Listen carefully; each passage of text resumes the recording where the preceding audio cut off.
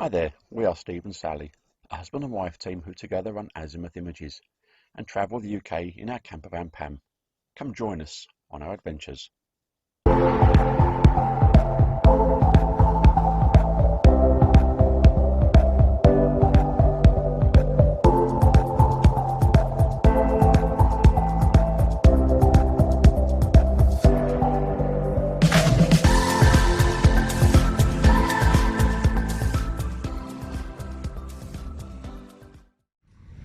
So here we are, the latest of the pamthevans, and we're cheating today. We haven't bought pamthevan, we've come up in the car. It's not terribly far from where we live. We are at Magpie Mine, and the closest civilization, if you can call it that, is Sheldon. Let's go explore. When I said the nearest civilization is Sheldon, if you can call it that, maybe I should just point out, I'm not saying Sheldon isn't civilized, I'm just saying it's not very near. In fact, nothing's very near. This place has got a fascinating and somewhat dark history, going back over several hundred years. And I'm not going to remember it all right now, so as we go through, I'll put some voiceover on. But for the time being, we're following that path. I've been here countless times over the years, and for some reason this barn always makes me want to photograph it. If I'd have been smart enough to have kept all of those photos, there probably would have been one by now, without the tree growing inside it.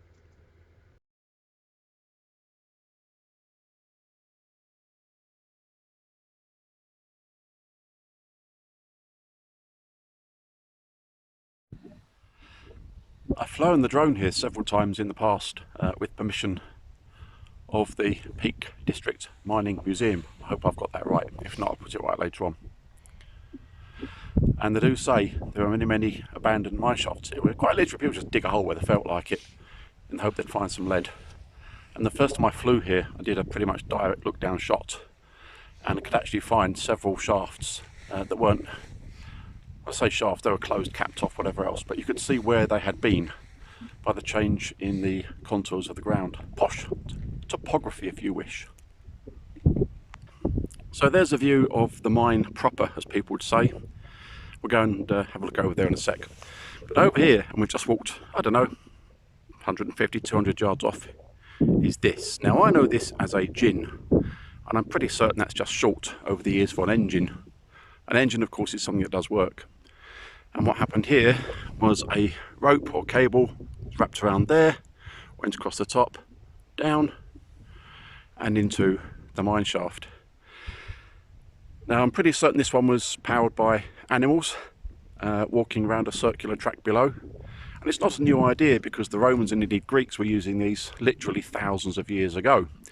What they tended to do though was have the wheel set vertically, hamster wheel style, and they'd generally use horses, donkeys, mules, or if they had a few laying around, some slaves, who would tirelessly walk around and around and around, and they'll go around some more.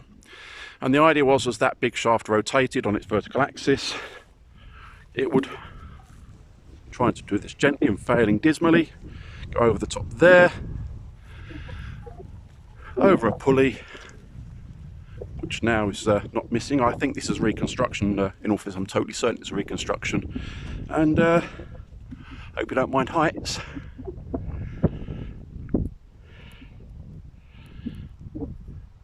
Down there.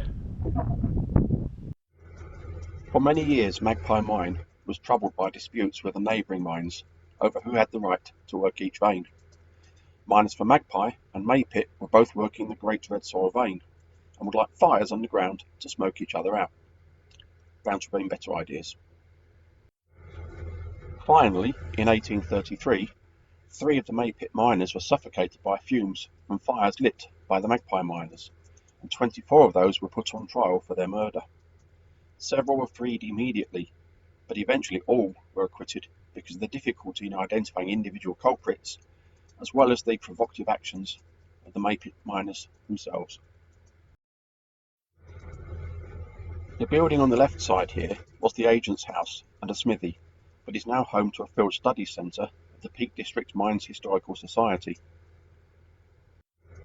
To the right of that is the square chimney, originally built in 1840 to serve a winding engine.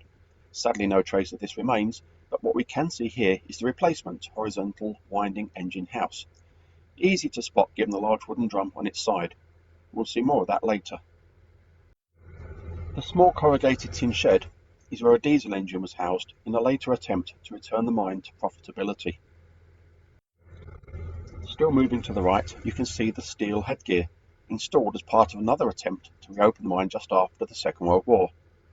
And then the ruined Cornish engine house, which dates from 1869, and the adjacent circular chimney built in 1840 to serve an earlier engine, but then reused.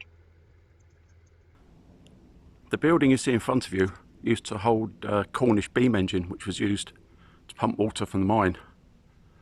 And eventually this became too expensive, and they drove a drainage channel even to do the job for them by gravity.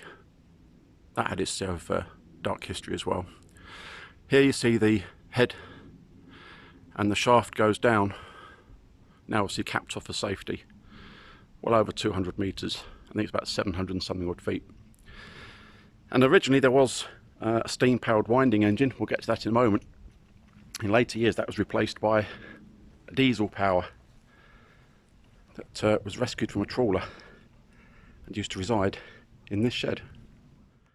I believe this building is home to the original steam powered winding engine, and you can see the drum to the right hand side there, just at the top of the frame maybe. You can see the head there.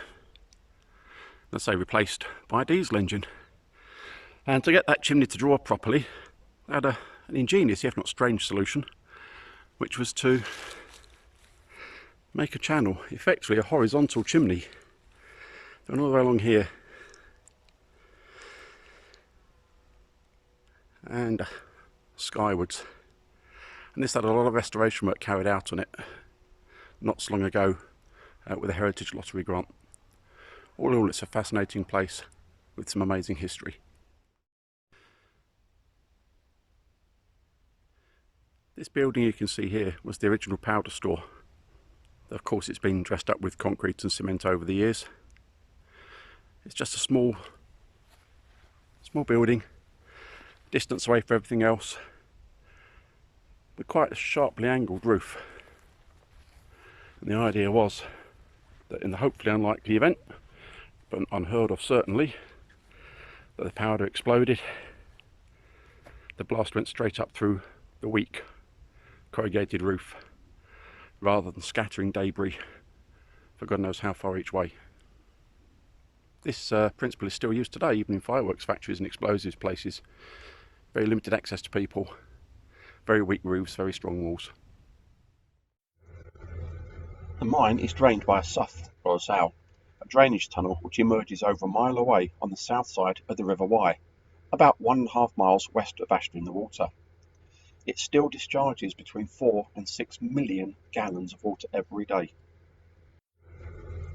I highly recommend a visit to this site, but please, if you are going to fly a drone, ask permission first. Many people have done many silly things here. I've worked for these people several times now, and I do appreciate the chance they gave me to fly it on this occasion.